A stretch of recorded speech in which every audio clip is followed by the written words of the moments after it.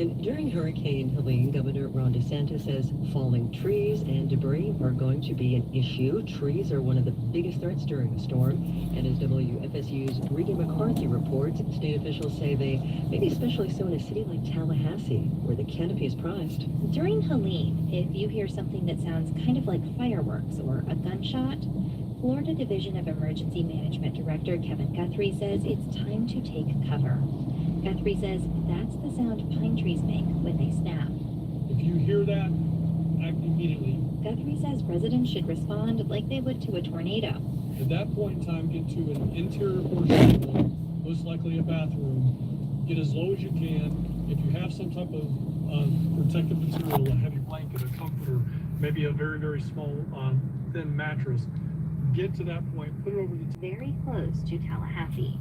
Do not survey damage. This eye is projected to be anywhere from 50 miles wide to 20 miles wide.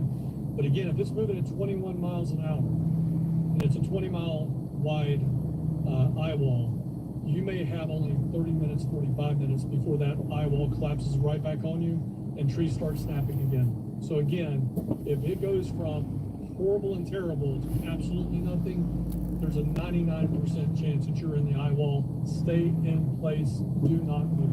And Governor Ron DeSantis also urges residents to stay in place once the storm passes. He says by then, it will likely be dark.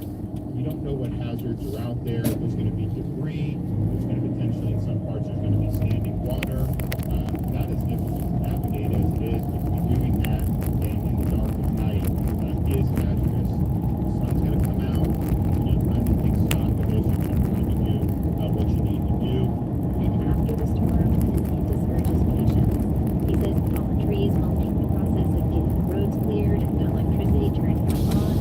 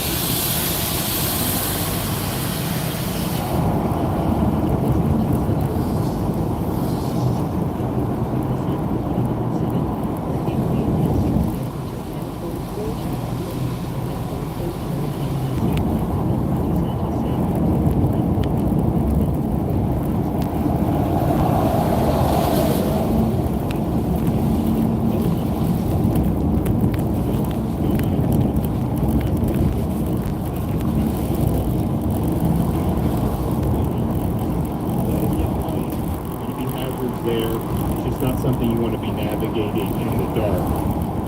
Now, the effects of Hurricane Helene are being felt across Florida already. Experts are saying it could cost between $3 billion and $6 billion in private insurance losses and as much as $1 billion in losses in federal flood insurance and crop insurance programs. Global reinsurance broker Gallagher Weary is pointing to previous hurricanes that hit the Big Bend or Panhandle region, where Helene is expected to hit again around 11 tonight. The analysis also factors in potential high storm surge in the greater Tampa Bay region, and tropical storm force winds will stretch from Florida all the way into Georgia and Carolinas. The analysis also says if Helene unexpectedly shifts east, of course, insurance would cost close to $10 billion. You're listening to special live coverage of Hurricane Helene here at WUSF. If the storm does maintain its Category 4 strength at least 130 miles an hour, it will be the strongest storm to make landfall in Florida's Big Bend. That's the crooked coastline that connects the Panhandle and the peninsula. And Helene is one of the largest storms in the Gulf of Mexico in the last century, with a wind field that can span roughly the distance between Indianapolis and Washington, D.C. This is